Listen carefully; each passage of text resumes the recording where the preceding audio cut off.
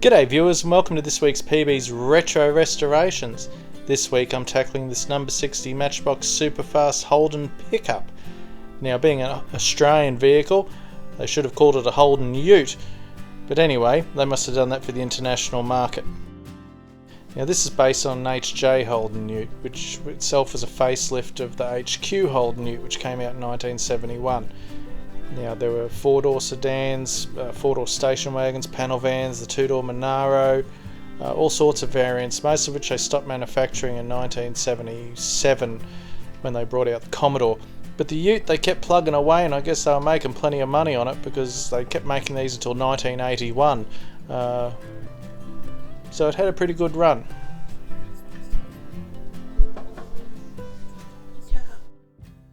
Now, this is one of those many occasions where I forget to film myself doing something, and I forgot to film myself drilling it apart. But it did come apart, as you can see. And look! Free hair! Or a free bit of carpet, anyway. Beggars can't be choosers, it all look the same when I stick it on my head one day. Now, this was caked with dried on mud all through it. The windscreen's got a bit of damage. It's got a little arrow on it to show you which way to put the windscreen in case you're stupid. In which case you probably shouldn't be operating heavy equipment like at the Matchbox factory, but anyway. It's got some heavy wear to the front, and I'm just not much we can do about that apart from filing it and probably making it worse. We can definitely make it look better. So let's get cracking. Now, this car had been played with so hard that the wheels have been worn down to like a slither of plastic. There was nearly nothing of them left. So I'm just going to cut them right out. I've got another set that I pinched from another Matchbox car. We'll get them looking good. I'll, give them a chrome up and see how it goes.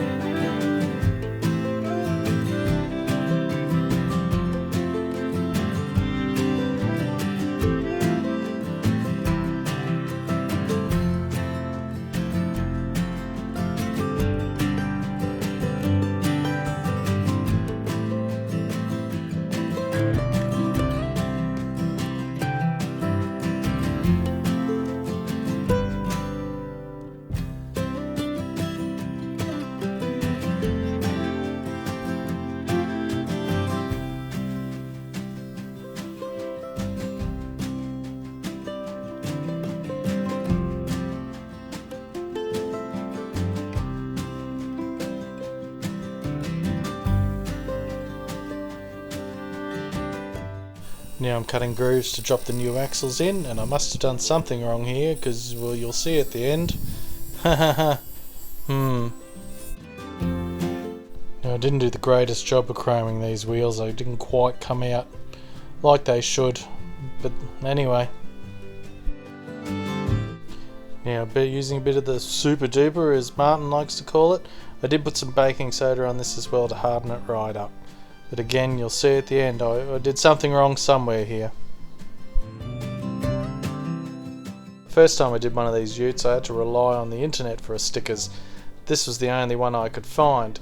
It was home printed, it's the wrong size, the font's wrong. Here's an original one for comparison. I was pretty disappointed and annoyed, but that's okay. I thought this time my skills have improved a little bit. I'm going to make my own. Now, I did end up scrapping this work here to get the end result, but you'll see the end result in a minute. I was really pleased with how it came out in the end. Much better than the other ones. Now, the first rule of sticker making, always print out more than you need, because it took me 17 million goes to get this cut properly. I wasted a few, but I managed to get one for my current project and a replacement one for the dodgy one that was on my other one.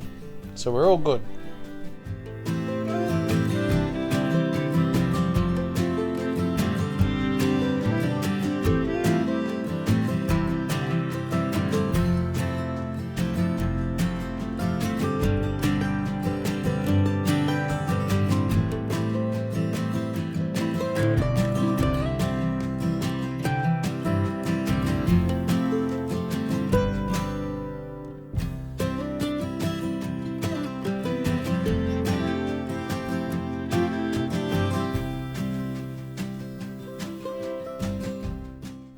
Okay, now we're all back together, and for the finishing touches, a little pair of reproduction bikes.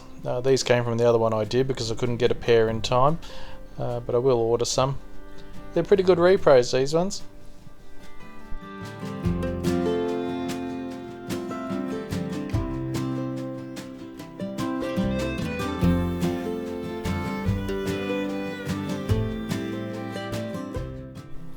So here we are, back at the beginning. A well-loved Matchbox Holden pickup / Ute that has been flogged to within an inch of its life. The wheels, like I said, were worn to paper thin. It's been buried in the mud at some stage because it was all through this car. It looks like the front passenger side has been rubbed on the concrete to get that effect on the headlights, but anyway, we did what we can, and this is what we've got now.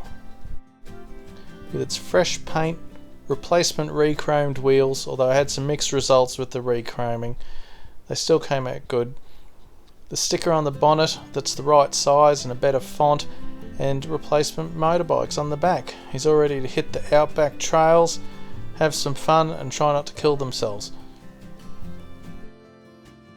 Now you'll notice that one of the wheels is off the ground. I don't know how I managed that. Something I'm going to have to fix down the track. But I still like the result and I'm pleased with it.